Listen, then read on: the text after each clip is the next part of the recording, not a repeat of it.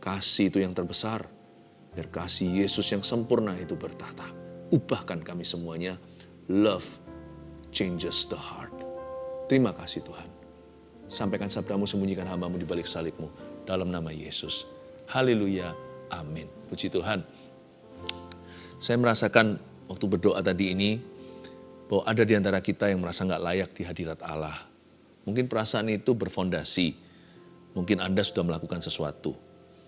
Atau melakukan sesuatu yang mendukakan hati Allah. Atau bisa jadi perasaan itu nggak ada dasarnya. Tapi berupa hati aja yang nggak merasa aman. Inti ceritanya di sini. Yesus mati di kayu salib. Anda sudah diterima apa adanya. Bukan berarti Anda tidak akan berubah. Tuhan akan mengubahmu. Tapi kasihlah yang mengubahkan kita. Mari saya ajari kita hari ini firman tentang kasih.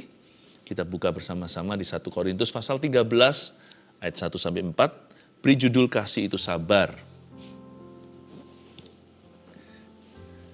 Kasih itu sabar.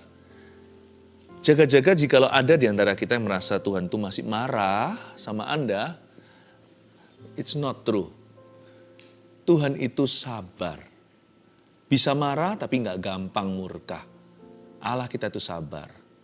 99% ketika kita merasa Tuhan lagi marah sama kita, kita selalu salah. Ternyata Tuhan itu ingin membantu dan menolong kita.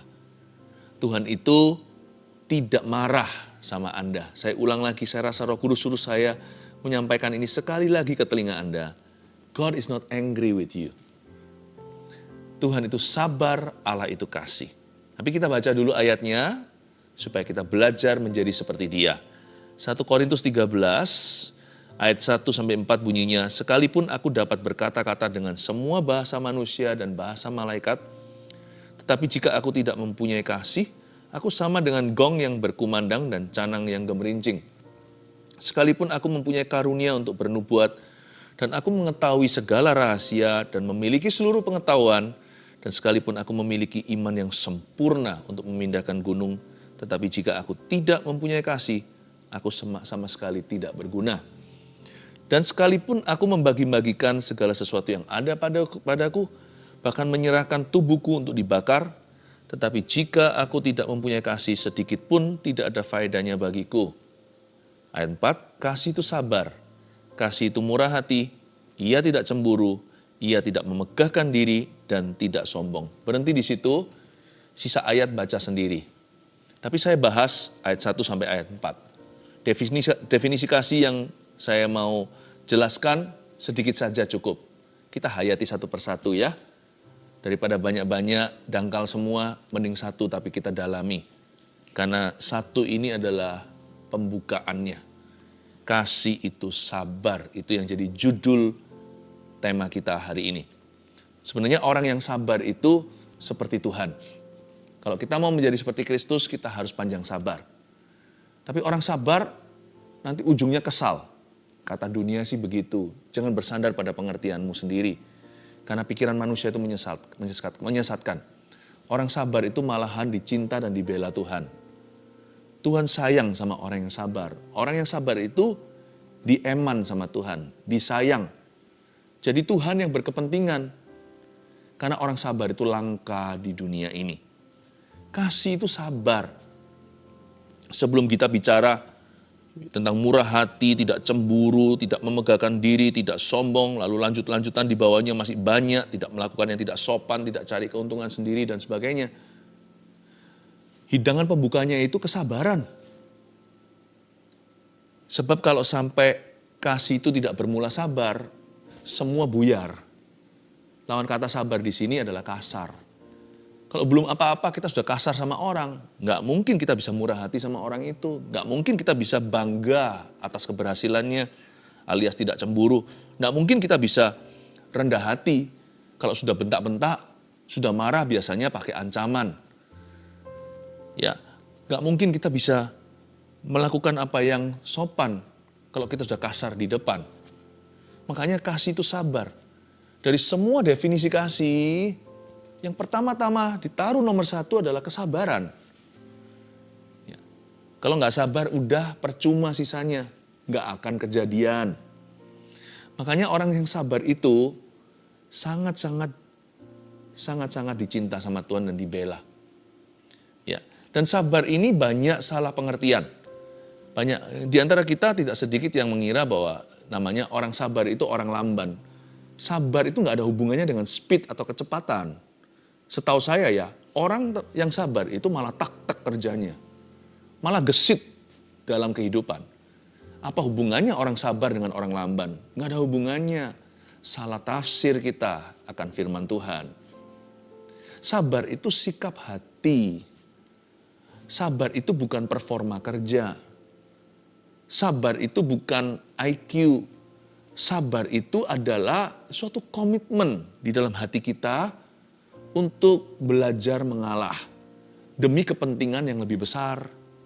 Demi kepentingan bersama kita sisihkan, sampingkan kepentingan pribadi dulu. Definisi sabar yang simpel apa ya? Definisi yang manusiawi aja, jangan yang rohani. Sabar itu bukan berarti nggak berbuat sesuatu. Itu orang pasif namanya. Ya, itu namanya orang tumpul. Sabar itu bisa saja ada di dalam diri seorang yang brilian otaknya. Seorang yang cerdas. Sabar nggak ada hubungannya sekali lagi dengan IQ. Jadi definisi sabar yang paling duniawi apa? Yang paling gampang dimengerti secara umum maksudnya. Sabar itu berarti menunggu tanpa mengeluh. Pengertian saya ya tentang sabar itu. Bisa nunggu tapi nggak usah ngeluh. Dan selama masa penantian atau waktu dia menunggu, dia berbuat sesuatu yang perlu. Orang sabar itu pilih-pilih. Pilih-pilih respon hati bagaimana dia harus bereaksi. Aktivitasnya pun selektif sekali. Selama aku menunggu, misalnya menunggu sebuah janji digenapi, nggak tentu janji Tuhan, janji orang lain, apa yang harus kulakukan terhadap diriku? Bagaimana aku meresponi situasi ini jikalau sekarang kelihatannya saya nggak bisa kemana-mana, maju kena, mundur kena. Atau ketika kita disalahi, difitnah, padahal kita ini orang yang gagah perkasa. Kita punya kekuatan untuk membalas. Mungkin kita punya koneksi. Mungkin kita punya power. Mungkin ada juga yang punya uang. Mungkin punya kedudukan, punya pengaruh. Orang sabar itu tidak akan mau turun level kepada orang-orang yang di level orang-orang yang menyerangnya. Mereka pilih-pilih. Yang mana yang berkenan pada Tuhan, yang mana yang mendukakan hati Roh Allah. Orang sabar itu berpendirian kuat. Orang yang berprinsip lah orang yang sabar. Tidak ikut-ikutan, punya pendirian. Kalau aku ditampar pipi satu, aku berikan pipi yang lainnya. Aku punya respon sendiri. Aku tidak ikut-ikutan, aku tidak mau jadi seorang penyerang. Aku boleh diserang, aku tetap memilih menjadi pemberi. Inti daripada memberi pipi yang satunya itu bukan berarti bodoh sekali kok minta ditampar 2 kali. Bukan. Intisari bukan di pipi. Fokusnya terletak pada memberi. Kalau aku ditampar, aku memberi. Orang yang sabar itu orang yang bisa berpikir jernih. Nggak kebawa emosi atau nafsu dulu. Dia bisa tata perasaannya, dia bisa tata pikirannya, bahkan dia bisa tata perasaan dan pikiran itu dalam perkataan. Biasanya orang yang tenang berujung menang. Ya, bodohlah orang yang naik pitam seketika dan melampiaskan kebodohannya. Orang seperti itu biasanya akan berujung menabrak batu dan sakit sendiri. Sabar itu menunggu tanpa mengeluh. Dan selama menunggu atau di masa penantian, pilih-pilih harus berbuat apa di waktu itu. Ya. Saya bacakan ayat 1 lagi. Sekalipun aku dapat berkata-kata dengan semua bahasa manusia, kata Paulus, dan bahasa malaikat, tapi jika aku tidak mempunyai kasih, aku sama dengan gong yang berkumandang dan canang yang gemerincing. Baru kemarin kan hari Rabu, waktu kita saat teduh bersama dengan tema Pentakosta, banyak di antara keluarga saat teduh yang menerima baptisan Roh Kudus pertama kali. Tapi bahasa roh itu, kan saya sudah jelaskan, kalau Anda belum mendengarkan, Anda perlu rerun. Perlu didengarkan, kejar ketinggalan. Saya jelaskan secara teknis kan, jelaskan secara logis, secara ilmiah. Bahasa roh itu karunia. Karunia itu berarti fungsi, itu tool. atau sebuah kendaraan menuju goal akhirnya, yaitu membangun iman. Supaya kita hidup berkemenangan untuk berdoa syafaat. Tetapi sekalipun karunia itu perlu, kasih itu paling besar. Buat apa kita punya karunia, bahkan bisa bicara bahasa malaikat, bahkan bisa bicara semua bahasa manusia, dengan segala pengetahuannya. Tapi kalau kita tanpa kasih, di mata Tuhan kita tong kosong, nyaring bunyinya. Tetap kita harus mengambil keputusan untuk meresponi segala sesuatu dengan kasih. Orang yang mengasihi itu tidak lembek. Orang mengasihi itu tidak lemah. Orang lemah lembut itu bukan sebuah kelemahan loh. Kelemah lembutan itu bukan kelemahan. Mana bisa disebut lemah lembut? Kecuali kalau orang itu bisa membalas tapi tidak mau, barulah orang itu lemah lembut. Kalau orang itu nggak bisa balas, namanya orang itu bukan lemah lembut. Orang itu nggak punya pilihan. Orang yang mengasihi itu orang yang kuat, bukan orang yang lemah. Karena itu orang yang berkarunia harus memutuskan setiap hari untuk hidup dalam kasih. Tidak boleh kita itu menggunakan karunia atau menyalahgunakan karunia itu untuk perkara-perkara yang salah, untuk melukai orang lain. Karunia itu seperti misalnya obeng, seperti gergaji, seperti palu dan paku. Itu sebuah tool atau sebuah alat menuju sesuatu. Tetapi yang Tuhan cari dalam kehidupan kita adalah bagaimana kita mempraktekkan kasih dalam kehidupan ini. Puji Tuhan, dengan bahasa roh, bahasa lidah saya bisa berdoa untuk keluarga saat teduh. Semua, sekalipun saya tidak tahu satu persatu. Saya bisa bersyafaat dengan dalam tanpa mengenal satu persatu siapa sedang bergumul dengan apa. Kalau nggak gitu kepala saya bisa meledak, tahu rahasia setiap manusia. Puji Tuhan, bahkan karunia yang saya miliki pun saya amalkan untuk jiwa-jiwa. Saya amalkan untuk Anda. Apa yang saya miliki, saya persembahkan kepada Tuhan sesuatu yang berguna dalam kehidupanmu. Karunia pun bekerja melalui kasih. Sebab tanpa kasih kita adalah gong yang berkumandang dan canang yang gemerincing. Sekalipun aku mempunyai karunia untuk bernubuat ayat 2 dan aku mengetahui segala rahasia dan memiliki seluruh pengetahuan, dan sekalipun aku memiliki iman yang sempurna untuk memindahkan gunung terjadi mujizat misalkan, tapi jika aku tidak punya kasih, aku sama sekali useless, tidak berguna. Karunia pun bekerja melalui kasih. Dan sekalipun aku membagi-bagikan segala sesuatu yang ada padaku, bahkan menyerahkan tubuhku untuk dibakar, jadi martir. Tapi jika aku tidak mempunyai kasih, sedikit pun tidak ada faedahnya bagiku. Kita sudah baca 3 ayat ya. Jadi kita sekarang sudah berada di kilometer pewahyuan bahwa kasih itu yang terpenting, kasih itu yang terbesar. Jadi mari kita sepakat dulu that love is the most important. Nah sekarang kita pelajari definisi kasih, hanya satu yang saya bagikan di episode saat teduh kali ini. Kasih itu sabar. Kasih itu murah hati, ia tidak cemburu, ia tidak memegahkan diri dan tidak sombong. Katakan kasih itu sabar. Sekali lagi katakan, kasih itu sabar. Kasih itu sabar. Tadi saya sudah jelaskan, tidak perlu diulang. Tuhan taruh nomor 1 definisi kasih adalah kesabaran. Tuhan itu nggak iseng. Ini bukan kebetulan. Pasti ada maksud ilahi di dalamnya. Kenapa kesabaran? Kenapa tidak kasih itu pertama-tama ditaruh adalah rendah hati? Atau kasih itu ditaruh yang nomor 1 adalah kemesraan? Atau tidak menyimpan kesalahan? Kenapa kesabaran? Seperti yang saya katakan, kalau tidak dimulai dengan sabar, sisanya buyar. Sekarang kita melihat 3 level sabar. Catat ini, saya kasih beberapa poin hari ini ya. 3 level sabar itu apa aja? 1, sabar terhadap yang menyebalkan. Nah kalau kita mau uji kasih, jikalau kita mau ujian kesabaran, mari kita jangan bandingkan dengan orang lain.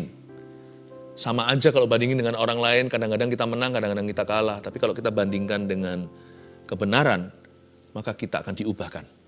3 level sabar yang pertama yang harus kita hayati.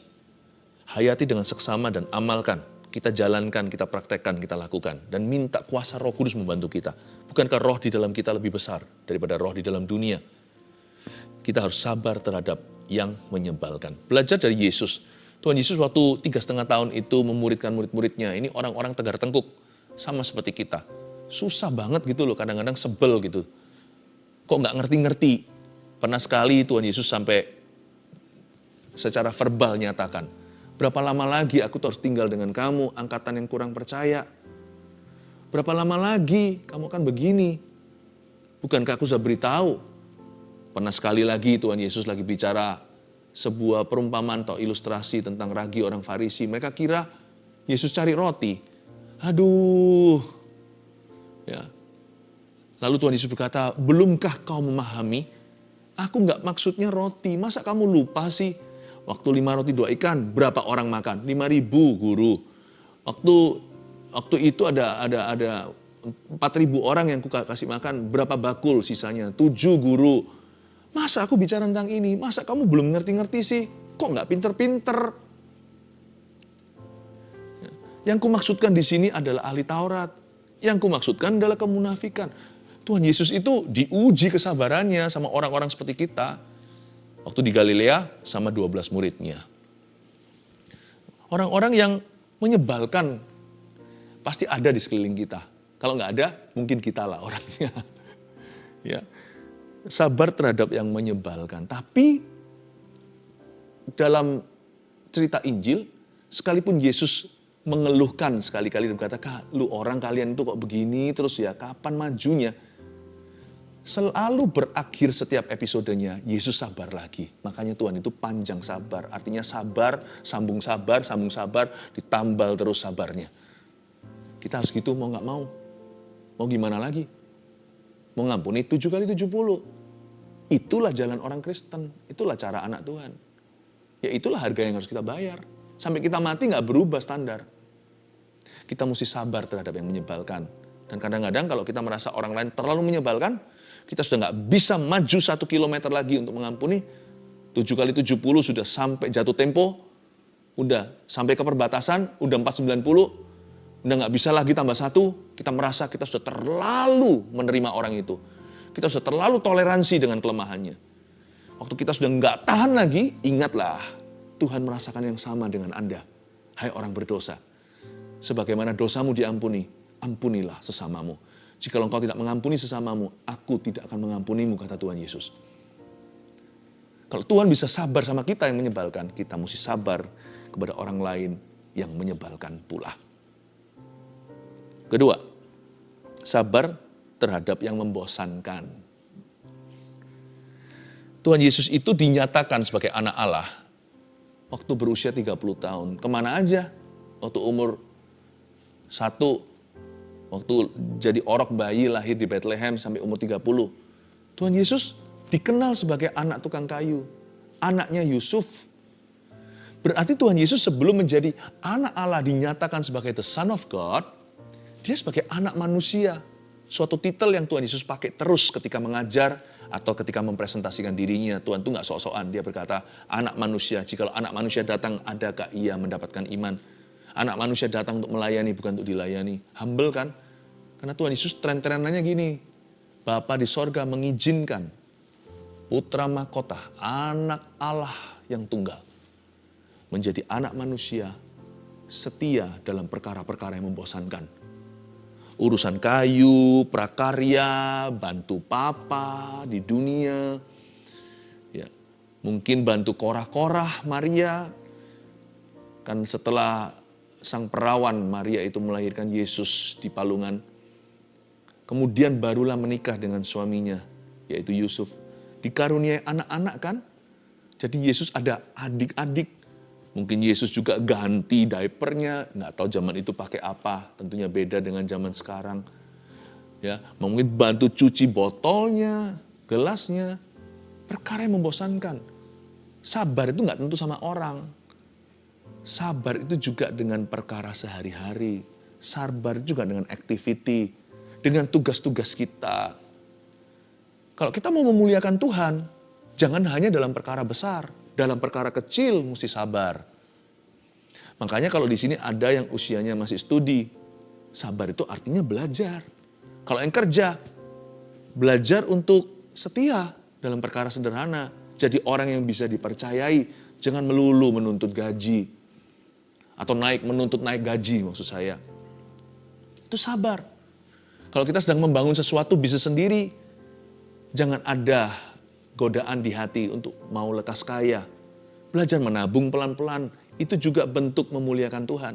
Sabar terhadap yang membosankan. Yang ketiga sabar, apalagi? Sabar di dalam penderitaan. Nah yang ini susah. Ini penderitaan batin, jiwa, atau penderitaan badani, jasmani, sakit penyakit misalnya. Atau bukan fisik, tapi makan hati. Aduh, tersiksa batinnya. Apapun yang membuatmu menderita, Alkitab mengajarkan untuk kita sabar di dalam penderitaan kita. Ada berbagai macam cara untuk menjelaskan ini.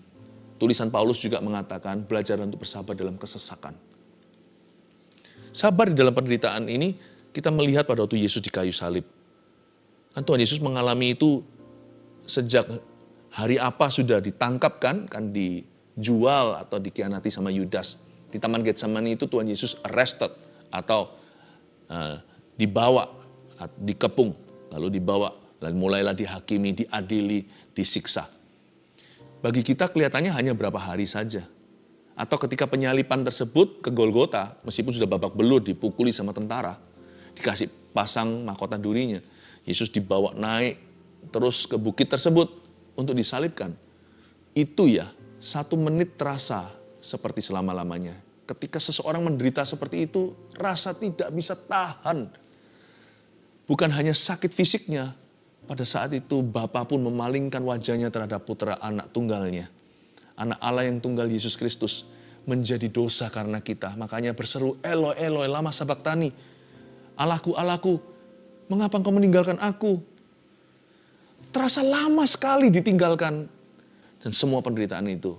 Kalau jadi Yesus gimana? Kita pasti mau cari shortcut. Makanya kita bukan Mesiasnya. Tuhan Yesus mengalami semua itu, setiap detil-detil nubuatan digenapi itu untuk kita.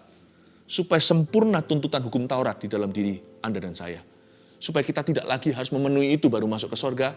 Tapi mulai hari ini, karena kita terima Yesus, Bapa melihat Yesus di dalam diri kita. Sempurna penebusannya. Tuh, ada satu episode waktu itu kalau Anda perhatikan. Ada seseorang menawarkan painkiller sama Tuhan Yesus. Dikasih anggur asam. Atau dicucukkan ke mulutnya, diangkat ke sana. Ketika Yesus merasakan itu anggur asam, itu bukan wine asam apa. Itu adalah semacam obat anestesi. Di zaman itu adalah suatu medicine untuk mengurangi rasa sakit. Yesus menolaknya, dia nggak mau. Dia nggak mau minum itu. Nggak mau main curang, nggak mau di-bypass. Penuhkan tabung panah termasuk tabung panah penderitaanmu. Kalau memang itu adalah salib yang harus kita pikul, pikullah salib itu. Kalau bukanlah untuk dirimu sendiri, pikullah untuk orang lain. Saya tidak mau courting. Tidak mau courting penderitaan jikalau penderitaan itu karena kebenaran. Lain cerita kalau penderitaan kita karena salah kita atau karena dosa. Nah yang itu nggak perlu terjadi. Kalau penderitaan kita karena kebenaran, itu mahkota. Sabar dalam penderitaan. Jangan mau discount. Karena kenapa? Kita belajar dari Yesus. He bore our sins in patience.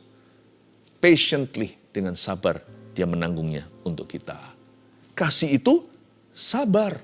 Kasih itu sabar. Sabar itu ada 3 level tadi. Anda sudah baca, tadi saya sudah jelaskan. Sekarang saya tambahkan berapa poin tambahan, oke? Kepada siapa sekarang kita harus sabar? Karena kita sudah tahu 3 levelnya. 3 levelnya tadi harus sabar terhadap yang menyebalkan. Lalu sabar terhadap yang membosankan. Sabar di dalam penderitaan. Nah sekarang target kesabaran kita tuh siapa sih? Kepada siapa kita harus sabar? Nomor 1, jelas-jelas orang lain. Ini umum sekali, semua orang tahu. Nggak usah dibuka ayatnya, ya karena kita nggak punya waktu. Tapi di kitab Kolose juga dikatakan, hendaklah kamu sabar seorang dengan yang lainnya. Rasul Paulus menulis surat kepada gereja atau jemaatnya. Hari ini kita juga sebagai jemaat Kristus, gereja perjanjian baru, kita diajari untuk sabar seorang dengan yang lainnya. Jangankan sabar sama stranger, orang luar. Kesabaran itu pertama-tama diuji dengan orang dekat dulu.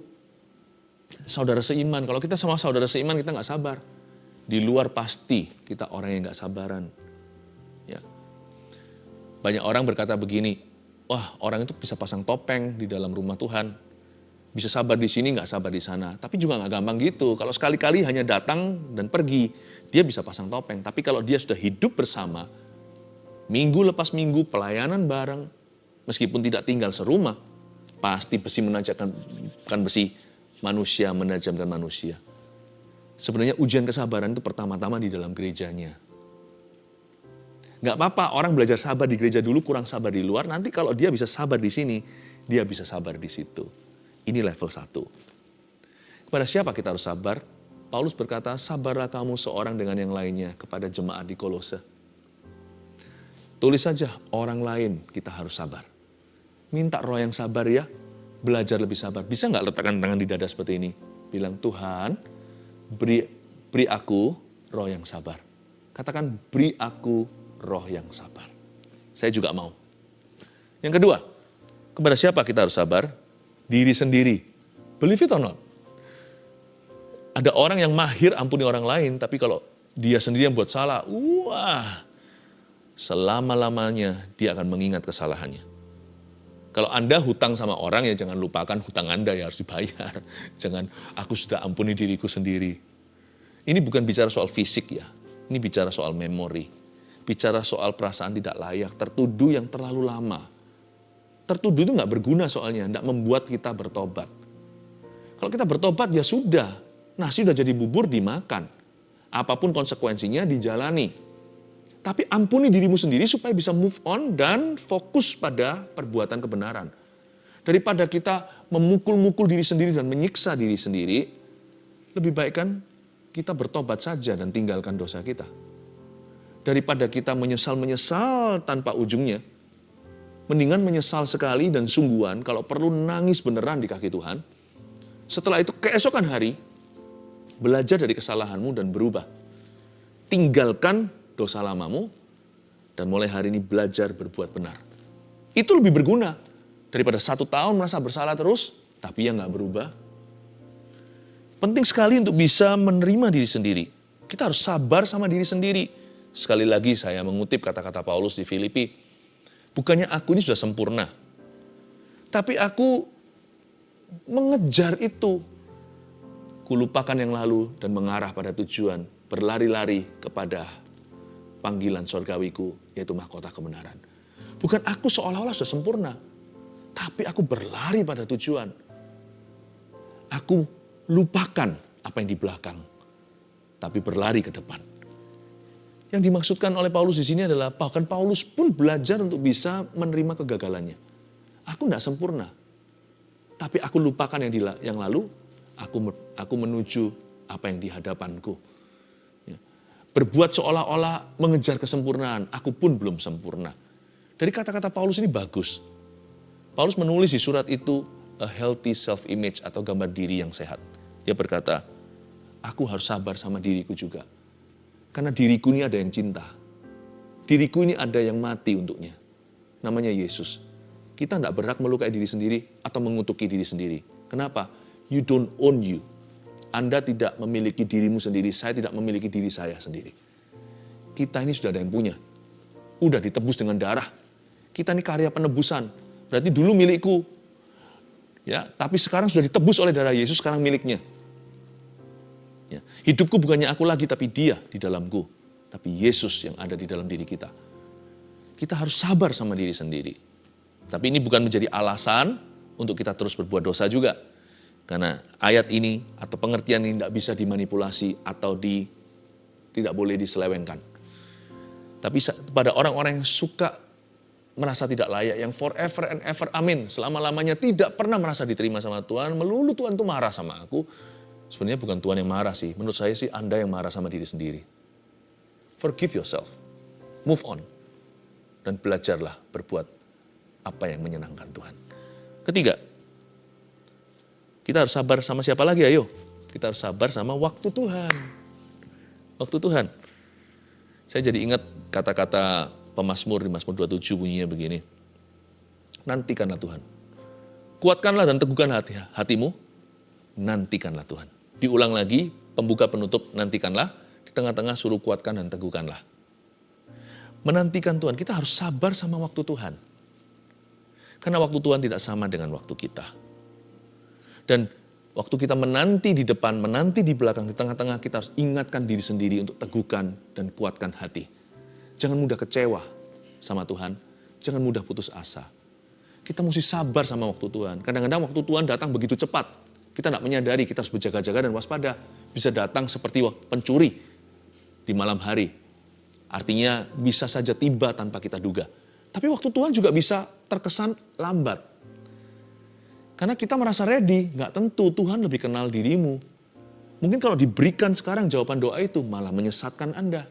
Malah nanti perkara buruk yang terjadi. Meskipun jawaban doa itu selalu perkara yang bagus. Tapi kalau Anda tidak siap, justru akan jatuh.